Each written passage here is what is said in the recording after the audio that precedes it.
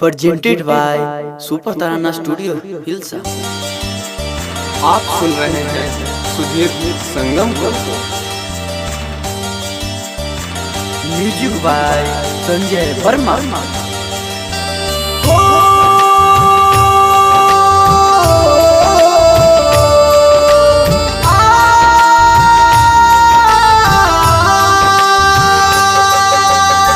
Mix by super Tarana studio hilsa.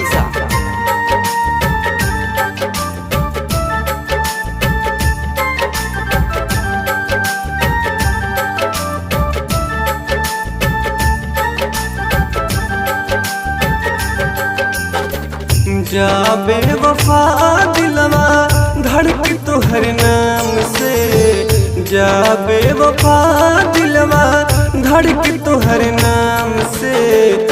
मरलो के बाद तुहके देखब आसमान से, मरलो के बाद तुहके देखब आसमान से। धोखा देते पवलो का तू कहाँ ईमान से, धोखा देते पवलो का तू कहाँ ईमान से। मरलो के बाद तुहके देखब आसमान से, मरलो के बाद तुहके देखब आसमान से, देखब आसमान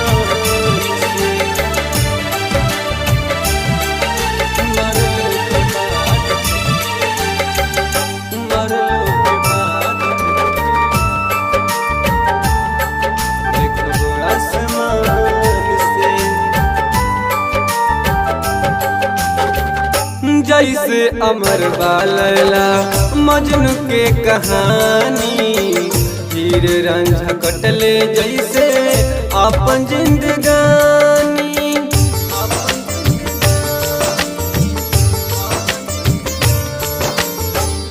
जैसे अमर बालला मजनू के कहानी, हीर रांझा कटले जैसे अपन जिंदगानी।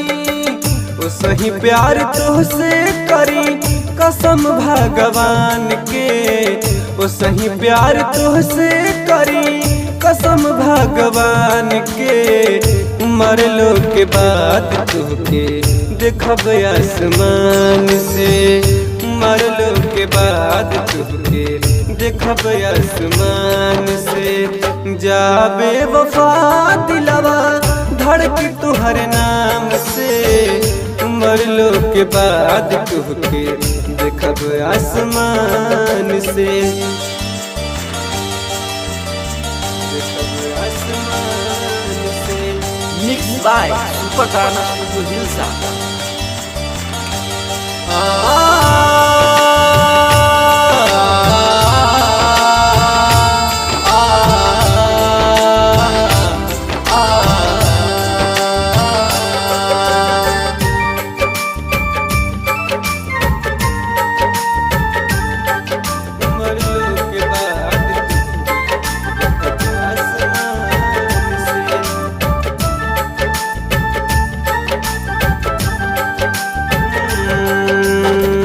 संगम सुधीर के काहे दिहलू दिलासा, पंकज अक्षय के सीखौलू प्यार के भाषा।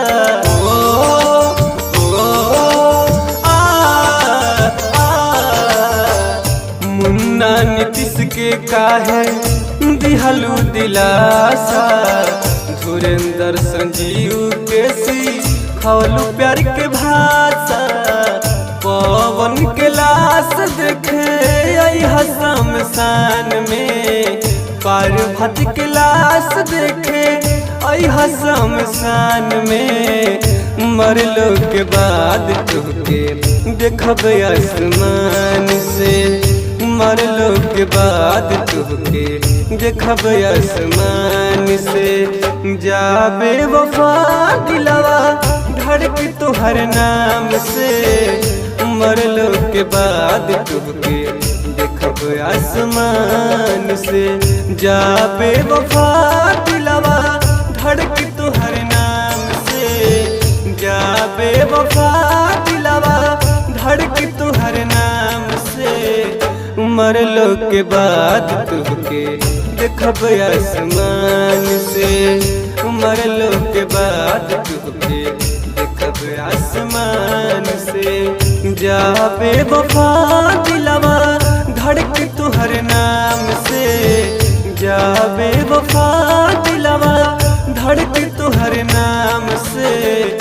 मरलो के बाद तुहके देखब आसमान से, मरलो के बाद तुहके देखब आसमान से, मरलो के बाद तुहके देखब आसमान से, देखब आसमान से। Mix by super Tarana studio hilsa.